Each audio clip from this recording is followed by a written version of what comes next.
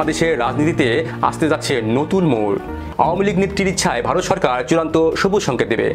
খুব গোপনীয়ভাবে শেখ হাসিনার সঙ্গে আওয়ামী লীগের কয়েকজন নেতার বৈঠক হবে বলে ভারতীয় গণমাধ্যম দাবি করেছে। শেখ হাসিনা দেশের 1 বছরের মাথায় প্রথমবারের মতো দলটির কয়েকজন শীর্ষ নেতার সঙ্গে মুখোমুখি বৈঠক করতে যাচ্ছেন। 26 জুলাই দিল্লিতে শেখ হাসিনার বাংলোতে এই বৈঠক হতে পারে বলে ভারতের একাধিক সূত্র নিশ্চিত করেছে। ব্যাগ গোছাচ্ছে হাসিনা এবং ইউনূস। শেখ হাসিনা ব্যাগ গোছাচ্ছেন অন্য কারণে, আর মোহাম্মদ ইউনূস ব্যাগ গোছাচ্ছেন অন্য কারণে। যমুনায় মোহাম্মদ ইউনূসকে একেবারে নজরবন্দি করে রাখা হয়েছে। দর্শক, বর্তমান পরিস্থিতিকে কেন্দ্র করে সারা দেশে যে ঘটনাগুলো ঘটেছে তা দেখলে আপনারা রীতিমতো অবাক হয়ে যাবেন। এখন আপনাদেরকে আমি সেসব ভিডিওগুলো প্রমাণ সহ দেখাবো, তাই বলছি পুরো ভিডিওটি না টেনে মনোযোগ সহকারে শেষ পর্যন্ত দেখবেন, তাহলে আপনারা সবকিছু বুঝতে পারবেন ইনশাআল্লাহ। তো মূল ভিডিওতে যাওয়ার আগে বলে নিই, যদি আপনি চ্যানেলে নতুন হয়ে থাকেন তাহলে অবশ্যই প্রত্যেক মুহূর্তের আপডেট পেতে আমার এই চ্যানেলটি সাবস্ক্রাইব করে রাখবেন এবং পাশে থাকা বেল বাটনে ক্লিক করে রাখবেন। যারা এই মুহূর্তে সাবস্ক্রাইব করেছেন তাদেরকে অসংখ্য অসংখ্য ধন্যবাদ। এখন আপনাদেরকে আমি পর্যায়ক্রমে কিছু ভিডিও ফুটেজ দেখাবো। চলেন আমরা প্রথমে একটি ভিডিও ফুটেজ দেখে নেই। গত বছরের 5 আগস্ট থেকে ভারতের দিল্লিতে আছেন বাংলাদেশের সাবেক প্রধানমন্ত্রী শেখ হাসিনা। নিরাপত্তার স্বার্থে ভারত সরকার তার অবস্থান সম্পর্কে কোনো তথ্য প্রকাশ করেনি, এমনকি তার সাথে পরিবারের 2-1 সদস্য ছাড়া অন্য কারো সাক্ষাৎও করতে দেয়নি। কিন্তু সম্প্রতি ভারত সরকার বাংলাদেশ আওয়ামী লীগ সভানেত্রী শেখ হাসিনার সাথে দলটির কয়েকজন নেতার সাক্ষাতের অনুমতি দিয়েছে। ফলে শেখ হাসিনা দেশের 1 বছরের মাথায় প্রথমবারের মতো দলটির কয়েকজন শীর্ষ নেতার সঙ্গে মুখোমুখি বৈঠক করতে যাচ্ছেন। 26 জুলাই দিল্লিতে শেখ হাসিনার বাংলোতে এই বৈঠক হতে পারে বলে ভারতের একাধিক সূত্র নিশ্চিত করেছে।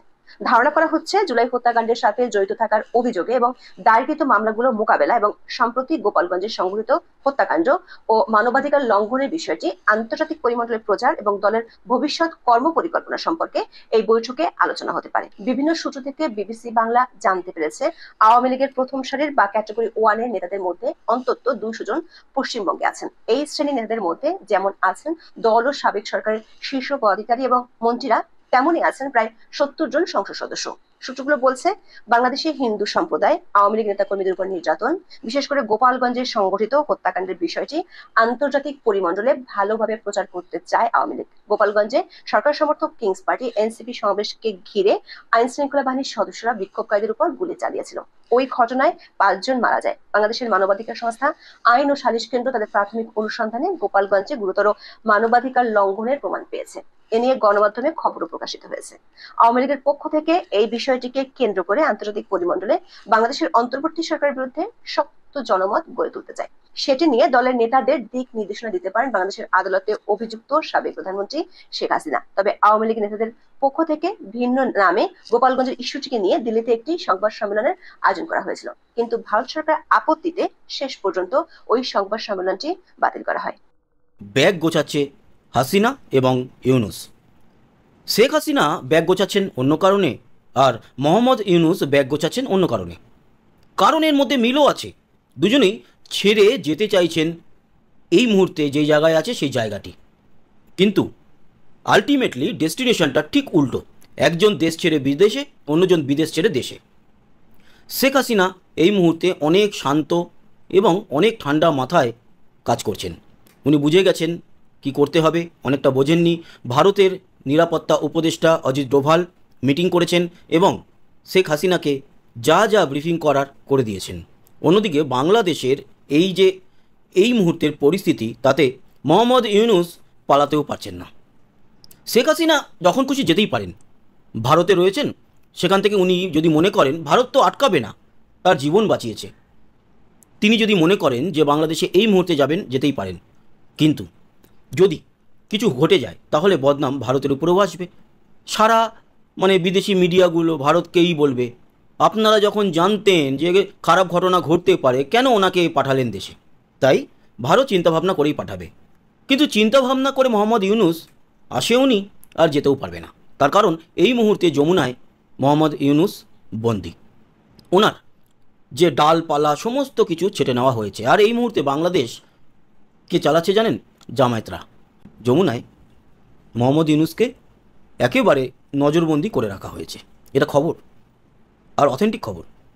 অন্যদিকে আওয়ামী লীগের যে হেড অফিস ছিল ঢাকায়, সেটা কিছু মানুষ দখল করে নিয়েছে। এবার তাদের পরিচয় জানা যাচ্ছে না। তারা হতেও তো পারে আওয়ামী লীগ, তারাই এবার আস্তে আস্তে করে অফিস খোলা শুরু করছে। কারণ তারা তো বলছে না না আমরা দখল করছি।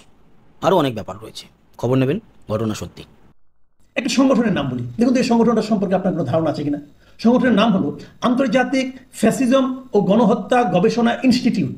ইনস্টিটিউট কিন্তু কখনো এই ধরনের সংগঠনের নাম শুনেছেন?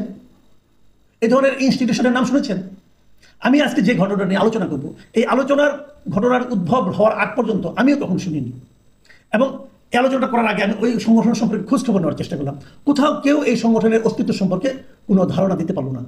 এই সংগঠনের মূল লোককে, এই সংগঠনের সভাপতিকে অথবা চেয়ারম্যানকে অথবা তার সঙ্গে অন্য কোন কোন ব্যক্তি জড়িত আছেন কেউ জানে না। কিন্তু তাহলে এই সংগঠনের আলোচনা করবো কেন? করবো এই কারণে এই সংগঠনটি প্রায় 100 কোটি টাকা মূল্যের একটা প্রপার্টি জবরদখল করতে যাচ্ছে।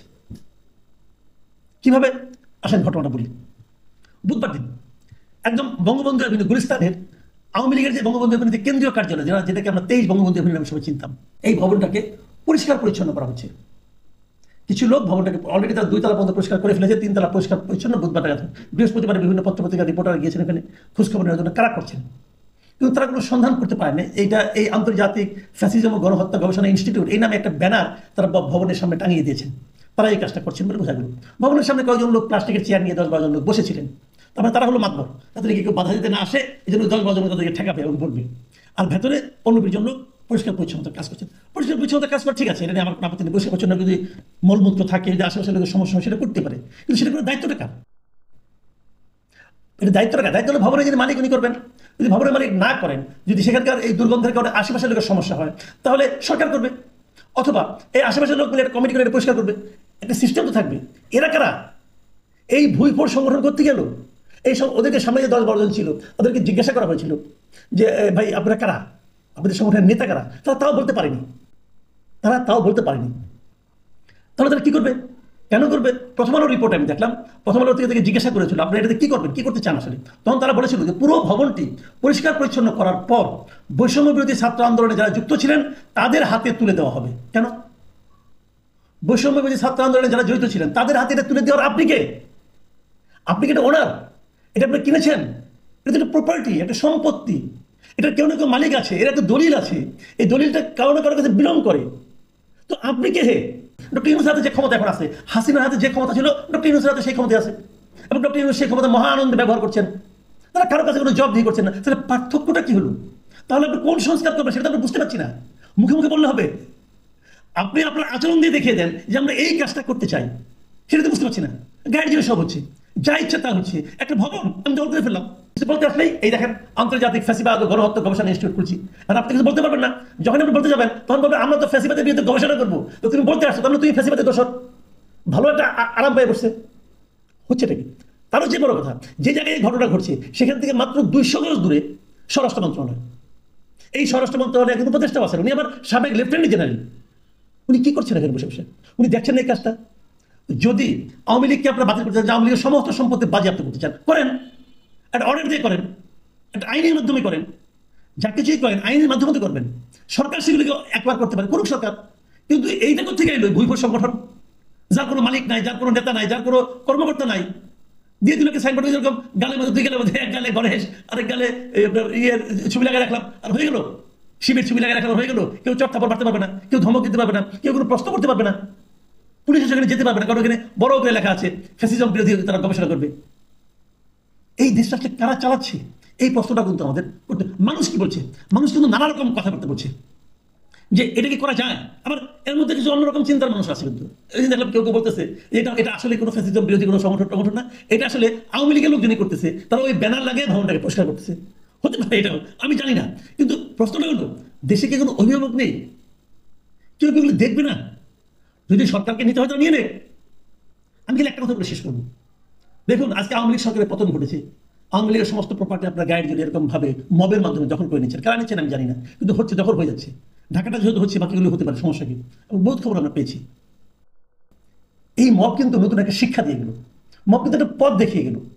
ভাবুন তো একবার, যদি কখনো আওয়ামী লীগ ফেরত আসে, এই গ্রামীণ ব্যাংক, সারা দেশের গ্রামীণ ব্যাংকের ব্রাঞ্চগুলো কি অবস্থা হবে? সেগুলো যদি আওয়ামী লীগ আওয়ামী লীগের অফিস বানায় ফেলায়, কি হবে? সবসময় বলি, আপনি যে কাজটাই করবেন মাথায় রাখবেন সামনেও দিন আছে, ওই দিনে আমার কি হতে পারে। এই জিনিসটা যে না ভাবে, তার পরিণতি কিন্তু কি হয় সেটা আমরা গত 5ই আগস্ট দেখেছি।